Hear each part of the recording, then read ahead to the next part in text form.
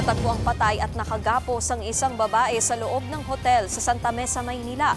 Ang isa sa sinasabing kasama na biktima nakunan sa CCTV na tumatakbo at tila nagmamadali. Narito ang express report ni Nina Ongpauco.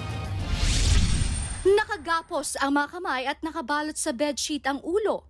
Ganyan natagpuan ang bangkay ng isang babae sa loob ng isang hotel sa Barangay 589 Zone 58 Santa Mesa, Manila noong Huwebes ng umaga.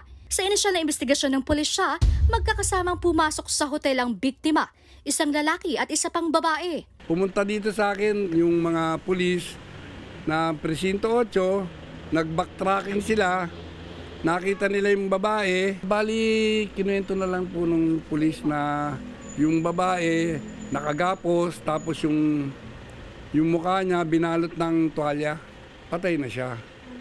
Yung ganun lang. Inabutan na ng soko na yata o manunon eh. Tapos yung pulis, sa uli na rin din dumating eh.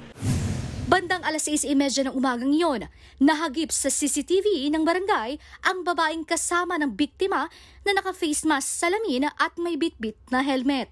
Tila naliligaw ang babae dahil paikot-ikot siya sa Reposo Street, Peralta Street at V. Mapa Street hanggang sa sumakay ito ng jeep. Di kalayuan, makikita naman ang isang lalaking naka-green na roomboy pala ng hotel.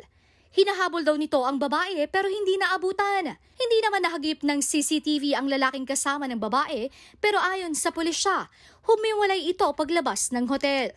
Mga kapatid, andito tayo ngayon sa kahabaan ng Peralta Street, Corner Reposo, Santa Mesa, Maynila, kung saan sa pool sa CCTV ang isang babaeng nakaputi, aligaga at nagmamadaling tumakbo. Kasunod naman ito ang lalaking nakaberding kasuotan na ayon sa barangay, roomboy ng isang hotel. Sinamahan ng barangay chairman ang News 5 sa hotel kung saan natagpuan ang bangkay. Sa ngayon, pinaghahanap pa ang dalawang sospek habang patuloy na inaalam ang sanhi ng pagkamatay ng biktima. Ayon sa barangay, matagal nang walang security guard ang nasabing hotel. Panawagan ng kapitan. Sana po magkaroon po sila ng security guard at pagtanggap nila ng mga customer, kung sino man pumasok at paglabas, sana po ay sabay sila. Kung lumabas man ng isa, dapat po siguraduhin nila na alam ng maiiwan na lumabas ang isa. Sinusubukan pa namin kunan ng pahayag ang Manila Police District at ang nakakasakop dito na Presinto 8. Pero patuloy raw ang manhunt at backtracking operations. Nagbabalita mula sa frontline, Nina Ongpauco, News 5. Mga kapatid, Nikki de Guzman po. Para sa pasada ng mga rumaratsyadang balita, mag-follow at mag-subscribe na sa social media pages ng News 5.